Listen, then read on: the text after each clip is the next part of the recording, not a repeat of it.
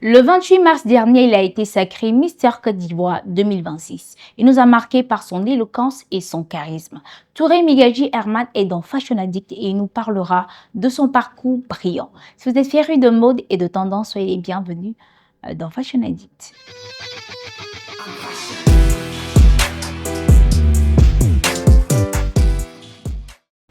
Herman, sois le bienvenu dans Fashion Addict. Merci. J'essaie de faire comme toi. J'essaie de mettre mes épaules en haut parce que tu ne vas pas me miner sur ce terrain. Comment est-ce que tu vas? Je vais très bien et toi? Déjà, félicitations pour ton sacre. Merci. Comment s'est passée la compétition en général? Alors, la compétition en général s'est très bien déroulée. Nous avons eu des formateurs qui nous ont vraiment appris beaucoup de choses. Ils étaient pratiquement des parents pour nous. Wow. Ils nous ont couvé, ils nous ont donné les conseils. Ils nous ont bien encadrés. Et nous avons pu aller jusqu'au bout de ce concours. Et avec les autres candidats, l'ambiance était conviviale. Yes. Il n'y avait pas cet esprit de rivalité là. C'était d'abord la famille et après le concours. D'accord. Aujourd'hui, tu es Mister Côte d'Ivoire, c'est-à-dire que tu représentes la beauté. Tu es le plus bel homme de la Côte d'Ivoire en 2026 là. Dis-moi, est-ce que étant enfant, comme toute jeune fille qui veut participer à un concours, elle nous dit dans mon quartier, je faisais Miss, donc je me sens légitime de postuler peut-être pour la couronne. Comment ça s'est passé avec toi? Déjà, en tant que petit garçon, ce ne sont pas des choses que nous faisons. Faire les Miss au quartier, voilà, ça, c'est pratiquement rare de voir ça. Mais par contre, j'ai eu beaucoup de personnes qui m'appréciaient pour ma beauté et mon physique. Et ça m'a un peu encouragé à me lancer dans ce concours. Waouh! Et à la base, qu'est-ce que tu faisais? Qui es-tu en réalité? Alors, je suis Touré Migadji Herman, je suis photographe et également étudiant. Je conciliais la photographie et les études à l'université en même temps. Et quand je n'avais pas cours, j'étais dans mon studio de photographie et vice-versa. Attends, tu n'es pas mannequin, tu n'es pas... Non, je ne suis pas mannequin. Ah, moi j'ai cru que... Non, très honnêtement, je croyais que ce concours était réservé aux mannequins parce que généralement, ce sont des modèles photos qu'on retrouve très souvent dans ce concours-là. Donc, c'est ouvert à tout le monde. C'est ouvert à tout le monde, pas exclusivement aux mannequins. Il faut juste remplir les conditions et puis se présenter, c'est tout. Quelles conditions par exemple? Déjà, il faut avoir le bac, être âgé de 18 ans, être majeur, avoir la nationalité ivoirienne et s'acquitter des frais d'inscription. D'accord. Qu'est-ce qui t'a motivé à participer à ce concours? Déjà, ce concours pour moi, ça a été un défi personnel. J'ai voulu me surpasser et j'ai compris que ce concours-là allait me permettre d'être une meilleure version de moi-même. Waouh! Et comment tu t'es préparé physiquement, psychologiquement, intellectuellement? Comment s'est fait ta préparation? Alors, la préparation, au niveau physique déjà, les heures en salle ont augmenté Wow. pour avoir le physique qui va avec. Wow. Et au niveau du mental, j'ai dû me mettre à l'idée que c'est une chose que je vais faire à laquelle je dois me donner au maximum. Il ne faudra pas avoir de retenue parce que ça n'allait pas m'arranger. Et tu as parlé tout à l'heure des heures de salle qui ont augmenté. Normalement, tu allais combien de fois en salle? Avant, j'allais 2 ou 3 fois. Paraissant tout un petit peu. Mais... Et quand tu as décidé maintenant de te présenter au concours, là, c'était 4 fois par séance. Wow. 3 heures par séance. Wow. Il faut dire aussi qu'il y a des routines alimentaires et sportives et tout ça. Il faut éviter beaucoup le gras, le sucre et aussi le sel. Manger sainement, beaucoup de fruits, aussi le repos, c'est très important. Pour pouvoir récupérer les muscles et les fibres que nous détruisons en pratiquant le sport. Quel a été le moment le plus difficile dans cette compétition? Soyons réalistes. Parce qu'aujourd'hui, on félicite, tu as ta couronne, tu as ton écharpe. Wow, il est beau, c'est vrai que tu es beau. Mais tu arrives aussi, tout le monde est beau. Hein? Voilà, donc quels ont été les moments les plus difficiles? Déjà, l'un des moments les plus difficiles, ça a été lors des présélections. Lorsque j'ai vu les autres candidats, j'ai dit, mais dis-toi, est-ce que je vais m'en sortir dans ce concours-là? Et après, quand tout s'est bien passé, ce qui a été un peu plus difficile, ça a été au niveau du financement. Pouvoir trouver les fonds pour mener à bien toute la campagne, tout ça, les votes en ligne, les shootings et les vêtements aussi. D'accord. Là, je vais poser une petite question. Chez les Miss, on entend souvent les parrains et tout. Est-ce que chez les Miss, il y a des personnes qui sont susceptibles de vous accompagner et peut-être qu'ils ne le font pas? Oui, effectivement, il y a des personnes qui nous accompagnent. C'est vous qui allez vers eux? C'est nous qui allons vers eux. Ah, d'accord. en fonction du lien que nous avons, soit ça peut être un proche. Voilà. Aujourd'hui, quelle image tu accordes, quelle importance, pardon, tu accordes à ton image? Aujourd'hui, tu es Mister. Aujourd'hui, en tant que Mister, je réalise que je dois prendre soin de mon image parce que je ne suis plus la même personne, on va dire. Je représente toute une jeunesse. Ouais. Il faut vraiment être un modèle pour pouvoir aller jusqu'au bout. D'accord. Quelles sont les opportunités liées à ce sacre-là? Alors, pour parler des opportunités, on peut dire déjà, il y a le volet mannequinat. Il ne faut pas forcément être mannequin pour participer au concours, D'accord. mais au sorti du concours, on peut devenir mannequin. D'accord. On peut aussi avoir des partenariats avec des marques, modèles photo. Aussi, il y a plusieurs partenaires qui sont liés au concours. D'accord. Donc, via ce sac-là, C'est on plus peut facilement intégrer ces différents secteurs. D'accord. Tu as dit que tu étais photographe et étudiant. Est-ce qu'à la base, tu te dis que si je deviens Mister aujourd'hui, c'est plus facile pour moi d'être mannequin, ou bien tu avais d'autres objectifs? Mon objectif n'était pas forcément d'être mannequin. Et comme je l'ai dit au début, c'était un objectif personnel pour pouvoir me surpasser et devenir une meilleure version de moi. C'était ça la source même qui m'a motivé pour pouvoir me présenter à ce concours. Pas après pour voir quel type de débouché j'allais avoir, mais seulement m'améliorer personnellement. Alors, quels sont les avantages liés au concours de Mister que tu vois? Les avantages liés au concours Mister Côte d'Ivoire sont nombreux. Il faut dire d'abord que le Mister a la possibilité de représenter la Côte d'Ivoire à l'international. Et ça, c'est déjà un grand atout pour ce concours et pour aussi la Côte d'Ivoire. Et également, le Mister a la possibilité de devenir mannequin. Il y a plusieurs débouchés, il y a plusieurs partenaires qui nous accompagnent tout au long de cette compétition. Et au sortir de là, le Mister peut se retrouver à travailler avec l'un de ses partenaires. Waouh, d'accord. Donc, en plus de vous accompagner, on vous donne aussi la possibilité, si vous voulez, de pouvoir travailler avec eux. C'est vrai, on a parlé tout à l'heure de mannequinat, mais est-ce que après avoir été Mister, il faut impérativement être mannequin? Parce que toi, par exemple, tu étais étudiant à la base, photographe et tout. Est-ce que tu décides de poursuivre tes rêves ou tu décides, tu vois? Parce que là, moi, je m'as fait rêver quand j'apprends là que tu étais photographe. Je rêve déjà. Est-ce que cette casquette, cette passion-là, on la laisse tomber et puis on switch carrément sur le volet de la mode? On ne va pas carrément la laisser tomber, mais seulement qu'on ne pourra plus faire comme avant. Il faudra peut-être monter une équipe avec laquelle travailler et puis se mettre en arrière et surveiller le travail qui sera fait. En arrière, c'est-à-dire? Embaucher des personnes qui vont faire le travail à ma place, mais pas abandonner carrément la photographie, puisque je ne peux plus me permettre de me présenter partout en même temps. Voilà, donc il y aura des personnes qui vont faire le travail à ma place. Mais bien évidemment, tu as été photographe. Tu peux peut-être essayer d'ouvrir une agence peut-être de mannequins toi-même et que tu vas photographier. Bien évidemment, si j'ai le moyen de le faire. Bien évidemment, tu vas pas jeter cette casquette de photographe, mais c'est-à-dire que tu vas essayer d'alterner entre les deux. Voilà. Aujourd'hui, je vais prendre l'exemple des femmes. Beaucoup de femmes n'ont pas confiance en elles. Elles participent souvent à des concours et puis elles sont belles, mais elles n'ont pas confiance en elles et elles gagnent. Est-ce que chez les hommes, c'est pareil aussi? C'est-à-dire qu'il y a des hommes qui viennent participer, qui n'ont pas du tout confiance en eux, mais qui viennent quand même pour dire, je vais essayer, c'est vrai qu'on m'a dit je suis beau, mais je vais essayer quand même. Est-ce que ça arrive? Oui, ça arrive. Ça arrive. Il faut dire que ça a failli être mon cas. Donne-moi, tu as une anecdote? De nature, je suis une personne très timide et réservée. Raison pour laquelle j'ai décidé de me présenter à ce concours. Parce que je sais que ces deux choses sont opposées. On ne peut pas être timide et participer à ce concours. Mais par contre, ce concours peut nous aider à tuer notre timidité.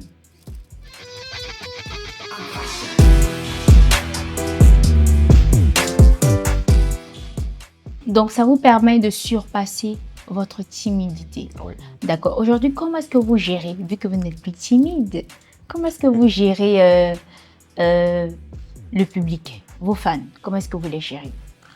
Déjà, sur les réseaux sociaux, on essaie de ne pas avoir une mauvaise attitude vis-à-vis des personnes qui viennent vers nous. Si possible, on répond aux messages lorsqu'on n'est pas occupé. Et après, on essaie aussi de répondre aux commentaires par moment. Les mauvais commentaires, on fait comme si on ne les voit pas. Voilà, parce qu'en répondant aux mauvais commentaires, on peut s'attirer des ennemis et tout ça.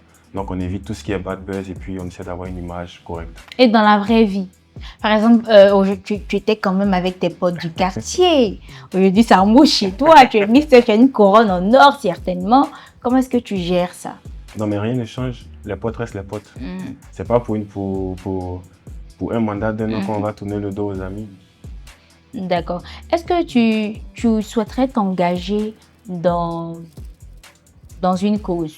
Par exemple, soutenir des enfants autistes, drépanocytaires. Est-ce que toi, après ce sac-là, tu t'engages dans une cause? Pas seulement après ce sac, mais plutôt pendant. C'est pendant que nous avons commencé. Parce que chaque mister, disons, chaque candidat avait un projet social au départ. Et le mien, il est axé sur la scolarisation de la jeune fille. Donc, c'est ce projet-là que je vais défendre pendant mon mandat et aussi après mon mandat. Waouh, d'accord. Dans ce concours-là, vous êtes tous beaux, hein? Vous êtes tous beaux et tout ça. Qu'est-ce qui t'a démarqué? C'est vrai, nous, on a vu de l'éloquence, du charisme et tout ça. Mais qu'est-ce qui t'a réellement démarqué? Peut-être que toi, tu ne verras pas parce que tu étais sous l'effet des projecteurs. Mais qu'est-ce que tu as entendu qui t'a conforté? On t'a dit vraiment, c'est ce que tu as fait qui t'a démarqué. C'est ça qui a fait que tu es où tu es. Donc, comment est-ce que tu t'es démarqué? Déjà, tout le monde était beau. Tout le monde était déterminé. Mais je pense que mon sérieux a beaucoup joué en ma faveur. Parce que j'étais assidu aux répétitions. Je n'ai manqué aucune répétition. Bien vrai que je quittais de loin pour venir à Abidjan. Il y a d'autres qui ont manqué. Beaucoup. Vous ne pouvez pas en vouloir aux jeunes. Il était assidu, ponctuel. Continue. Il y a plusieurs personnes qui étaient à Abidjan qui ont manqué des répétitions, alors que moi, je quittais Boaké chaque dimanche pour venir aux répétitions et je retournais le même jour. Je quitte Boaké à 5h, j'arrive à 11h. Je fais la répétition de 13h à 18h et à 20h, je retourne à Boaké. Waouh, waouh, waouh. Waouh, Boaké. Oui. Waouh. Donc, on a parlé de sport, on a parlé d'alimentation et tout. On va parler de culture générale. Parce que tu as dit tout à l'heure que tous les hommes, il faut avoir le bac et tout. Mais est-ce que tu penses que le niveau aujourd'hui intellectuel, ça pèse? Effectivement, le niveau intellectuel pèse énormément dans ce concours. Parce qu'il ne s'agit pas seulement d'être beau. Mais en plus d'être beau, qu'est-ce qu'on a à offrir aux autres? Qui on est au-delà de la beauté? Et ça, c'est au niveau intellectuel qu'on peut le remarquer. Ouais, d'accord. Dans les concours de Miss, par exemple, on dépeigne très souvent la dépigmentation et tout ça. Est-ce qu'il y a des hommes qui se tchahent? Les hommes qui se tchahent peuvent foncer, passer, vouloir prendre cette couronne qui est sur ta tête. Est-ce qu'ils peuvent? Là? Ou bien on met en avant les hommes beaux naturels?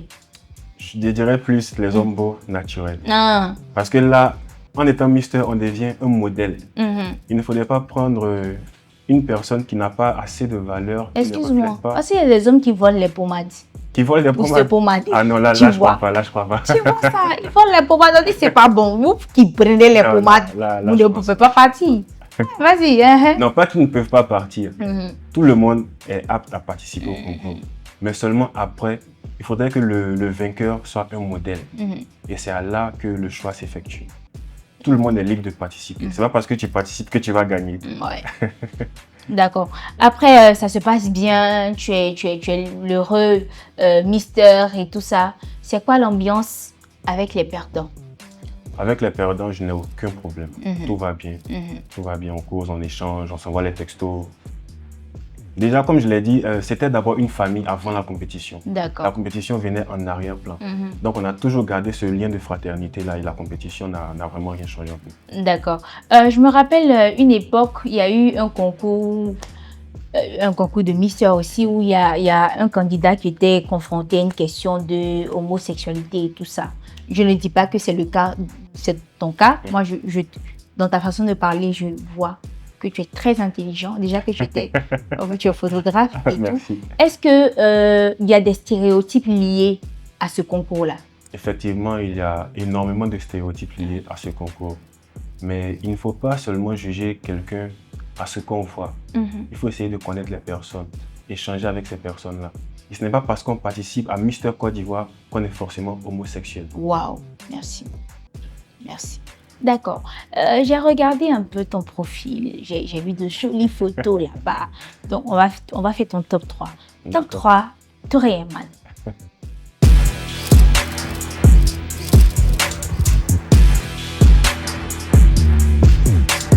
Ok, donc j'ai fait un top 3, comme je te disais tout à l'heure. Et la première image, c'est celle-là. Panyakuba avec les coris, je sais pas. Ça là, on dirait, tu vois, les jeunes de Sunyata qui tapent. Explique-nous un peu comment. Ça, je sais que c'est. Par contre, ce n'est pas un pagne Yakuba, Waouh. c'est un pagne Tabanan de la région du Hambol. Il y a une similitude, mais les détails sont remarquables par les peuples, les différents peuples. Ah ouais. Donc c'est un pagne Tabanan et non Yakuba. Non, moi, j'aimerais bien que tu m'expliques la posture, là, je sais pas. À la base, Mhm. c'était une prestation de danse guerrière. Waouh. C'est une danse que nos ancêtres avaient l'habitude de faire soit avant ou après les batailles. Mais D'accord. maintenant, c'est plus pendant les festivités qu'on fait ça pour égayer un peu les populations. Voilà. D'accord. La deuxième image, c'est celle-là, chapeau cowboy. En fait, la veste, c'est le blazer, il est parfait. Mais le détail qui change tout, qui te donne du peps, c'est cowboy là. Qui te dit de mettre ce cowboy? Parce que tu es stylé. Tu as le style dans les veines. Hein? Dis-moi, où est-ce que tu as payé ce chapeau? Ce chapeau, il a une histoire. Ah, dis-nous. Le chapeau a une histoire. De l'histoire quand même du chapeau. Pendant le shooting, Mhm. il y a le DA qui est venu me voir, Mhm. j'étais assis. Il a dit, tiens, mais toi, avec ce style-là, et si on te rajoutait un chapeau? Waouh. J'ai dit, je suis open, on essaie pour voir ce que ça va donner. Et quand il a mis le chapeau, le résultat, il était Parfait. juste magnifique. Ouais. D'accord. Donc, sur vos shootings aussi, il y a des DA, il y a des Il y gens a qui des vous DA qui accompagnent. nous accompagnent. Parce qu'il faut s'entourer d'une équipe pour pouvoir avoir un résultat professionnel. D'accord. Et la dernière photo, c'est avec la couronne. Ça, c'est ma préférée. Waouh, waouh, waouh. Félicitations encore. Merci. Bravo, bravo, bravo, bravo. Dis-nous, comment est-ce que tu t'es senti quand tu as porté pour la première fois ta couronne? Cette soirée-là, elle est inoubliable. Waouh. C'était la première fois que je coule des larmes devant des gens. Oh. La toute première fois. Oh. Je suis émue. C'était une poussée d'adrénaline vraiment hors du commun. Waouh, encore félicitations. Merci. Il y a quelque chose chez toi qui me plaît, c'est la qualité de ta peau. Tu as une très, très, très Oh, belle merci. peau. Là, moi, je suis maquillée, j'ai mis poudre. Mais lui, il est sans poudre. Mais il est beau. Non, on n'a qu'à laisser faire des mystères. Il est beau, le gars, il est frais. Ça va. Ça va chez lui. Dieu l'a béni. Vraiment, Dieu t'a béni. Comment est-ce que tu entretiens? C'est quoi ta routine beauté? Franchement, il n'y a rien de particulier, rien de spécial. Une douche le matin, une douche le soir et puis le tout est joué. D'accord. C'est quoi les interdits pour un mystère? Pour un mystère, il faut garder une attitude sobre. Mhm. Pas d'alcool, pas de photos devant de l'alcool, Wow. pas de cigarettes en public, pas de substances illicites. Mhm. Et puis, il faut éviter certains endroits aussi. D'accord. Comment tu comptes te démarquer en tant que mystère cette année? Me démarquer face aux anciens mystères ou de Comment tu comptes impacter impacter. ton année, ton sacre? Comment est-ce que tu... Comme ça, même quand tu pars, j'ai dit, ouais, non, nous c'est mystère 2026, hein, nous c'est mystère 2026. Hein. Comment tu comptes impacter? Déjà, je vais mettre l'accent sur mon projet social. Mhm. Parce que de base, c'est quelque chose qui me tient à cœur également. Mhm. Donc, je vais faire l'effort de pouvoir mener à bien ce projet-là. D'accord. Ok. C'est quoi ta plus grande valeur? Ma plus grande valeur, je dirais, le sens du respect. Le sens du Le respect. sens du respect. Je sors d'une famille où je suis le plus petit. Ah, Je suis le dernier. Et là, chacun a essayé de m'accompagner comme il pouvait. Et j'ai gardé vraiment de bonnes relations, de bons rapports avec mes frères, tout ça. Et le respect chez nous, vraiment, c'est On ne joue plus pas avec, essentiel. On ne ouais. joue pas avec. Herman, qu'est-ce qu'il faut impérativement dans le dressing d'un homme? C'est quoi l'indispensable? C'est-à-dire, tu es un garçon, tu es beau, tu as joli teint. Qu'est-ce qu'il faut dans son dressing pour qu'on dise que c'est garçon, hein? L'indispensable pour toi, c'est quoi? Déjà, la base, il faut se sentir bon. Ah, ça, c'est la base. Nous aussi. Au-delà de ça, il faut avoir toutes sortes de styles, j'estime. Waouh! Il ne faut pas Ah, se je ne limiter- m'attendais pas à ça. faut pas se limiter à seulement un seul style. Mhm, Il faudrait qu'on puisse trouver des chemises, mhm. des blazers, des t-shirts, des polos. Et ainsi, on peut varier en fonction de l'occasion à laquelle on est convié ou de l'endroit où on part. Et toi, c'est quoi le style qui te met le plus en valeur? J'aime bien me mettre en oversize, t-shirt oversize, pantalon baggy, avec Et, des baskets. et ça, Ça, c'est ça. c'est moi Ça, aussi. ah. En fait, c'est flex, c'est relax. Ouais, là, tu... Tranquille, il c'est n'y a pas de tranquille. chaleur, même quand il fait chaud, même quand il fait froid, en fait. Ça fait frais, ça fait chic, quoi. Voilà. Maintenant, je pense qu'on a fini. Quel conseil, quand même, tu pourrais donner à tous ces jeunes qui voudraient être mister, mais qui sont timides, qui n'ont pas confiance en eux? Ou bien- Déjà, il ne faudrait pas que ces personnes-là, ces jeunes qui veulent se lancer dans ce concours, Mhm, se limitent aux stéréotypes. mhm, Quoi qu'on fasse dans la vie, on sera critiqué. mhm. Alors il faut se surpasser, dépasser ses limites. S'ils ont envie, qu'ils viennent s'inscrire. Il ne faut pas rester sur telle personne a dit ceci, telle personne a dit cela, donc je ne peux pas me présenter. Et en plus, pour les personnes qui sont timides, ce concours va beaucoup les aider. Mhm, Moi, par exemple, c'est mon cas. mhm. On me mettait là 3 ans en arrière, je n'aurais pas été capable de faire 3 phrases. Wow. Wow. Mais grâce au concours aujourd'hui, j'ai reçu une formation en art oratoire et tout ça. Donc j'arrive à m'exprimer aisément devant un public. Et ça, c'est grâce au concours. Le concours nous apporte beaucoup. Comme je le dis, c'est une école de vie. Mhm. C'est une école de vie. Il y a des personnes qui nous coachent, qui nous forment et qui nous accompagnent tout au long de ce processus-là. D'accord, je suis très contente d'avoir passé ces quelques minutes avec toi, même si j'aurais voulu apprendre plus. Mais c'est déjà fini. Je pense qu'on peut relancer. Évidemment. À très bientôt.